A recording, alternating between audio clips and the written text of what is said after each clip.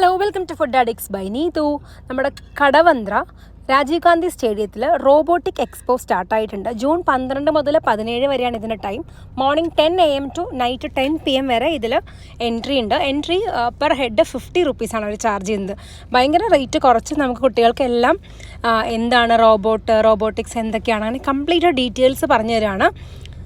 അപ്പം നമ്മളിന്ന് പ്രാർത്ഥനക്കുട്ടനെയും കൊണ്ട് റോബോട്ടിക്സിനെ കാണാനായിട്ട് പോയി. അപ്പോൾ കയറി ചെല്ലുമ്പോൾ നല്ല രസമാണ്. ഒരു പ്രത്യേക റെഡ് ലൈറ്റൊക്കെ ഇട്ട് എൻട്രൻസ് ഇങ്ങനെ കയറി പോകാൻ അടിപൊളിയാണ്. പക്ഷേ ഒരു കാര്യമുണ്ട്, ഭയങ്കര തിരക്കായിരുന്നു.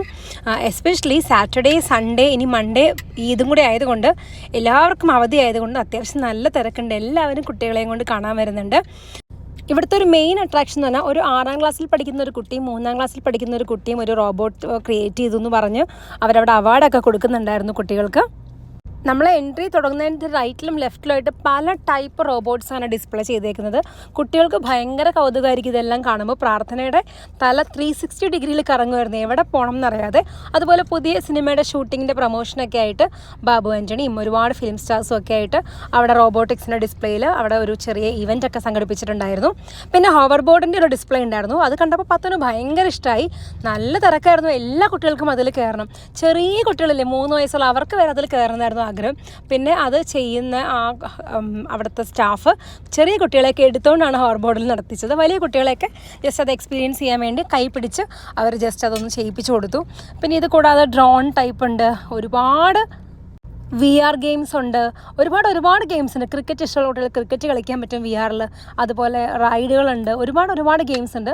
പിന്നെ 13 വയസ്സിന് താഴെയോളം 13+ ആയിട്ടുള്ള ഗെയിംസും അവൈലബിൾ ആണ്. അപ്പോൾ വലിയവർക്കും ഇത് ഒരുപോലെ എൻജോയ് ചെയ്യാൻ പറ്റുന്നതാണ്.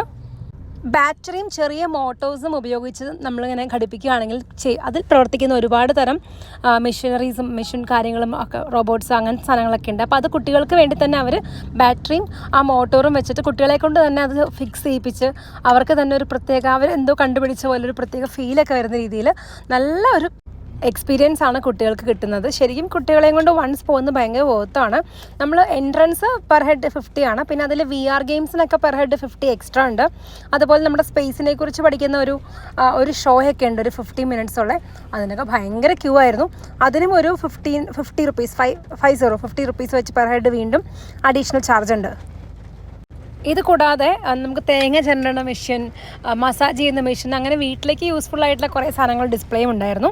ഇതുപോലെ തന്നെ ചെറിയൊരു ഫുഡ് കൗണ്ടറും അവരോട് സെറ്റ് ചെയ്തിട്ടുണ്ട്. പോപ്കോൺ, ചെറിയ drinks, refreshment drinks, juice, Lay's, അങ്ങനത്തെ കുറച്ച് ഫുഡ് ഐറ്റംസും അവർ സെറ്റ് ചെയ്തിട്ടുണ്ട്. പറയുകയാണെങ്കിൽ ടോട്ടലി നമുക്ക് പിള്ളേർക്കും വലിയവർക്കും ഒക്കെ വളരെ ഒരു എൻജോയ്മെൻ്റ് ആയിട്ടുള്ളൊരു പ്രോഗ്രാമാണ്. ഒരുപാട് കോസ്റ്റും അവർ ചെയ്യുന്നില്ല. 50 റുപ്പീസ് വെച്ച് നമുക്ക് അഫോർഡബിൾ ആയിട്ട് റേറ്റിലാണ്. എന്നാൽ അത്യാവശ്യം ഒരുപാട് അറിവ് നമുക്ക് നേടാൻ സാധിക്കുന്ന ഒരു നല്ല എക്സ്പോ ആയിട്ടാണ് എനിക്ക് ഫീൽ ചെയ്തത്. അവിടുത്തെ എക്സ്പോയിലെ ഏറ്റവും മെയിൻ ഹൈലൈറ്റ് ഐറ്റം ആയിരുന്നു ഇത്. ഒരു റോബോട്ടിക് ഡോഗായിരുന്നു. ഇതിൻ്റെ ഡിസ്പ്ലേ കാണാൻ അവിടെ ഒരുപാട് പേര് കൂടി നിൽക്കുന്നുണ്ടായിരുന്നു. നല്ല രസമായിരുന്നു ഇതിൻ്റെ ഡിസ്പ്ലേ കാണാനായിട്ട് തന്നെ.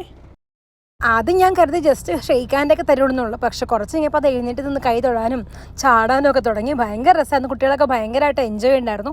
ചുറ്റും നിന്ന കുട്ടികളൊക്കെ ചിരിക്കലും ഹായ് പറയലും ഒക്കെ ആയിരുന്നു.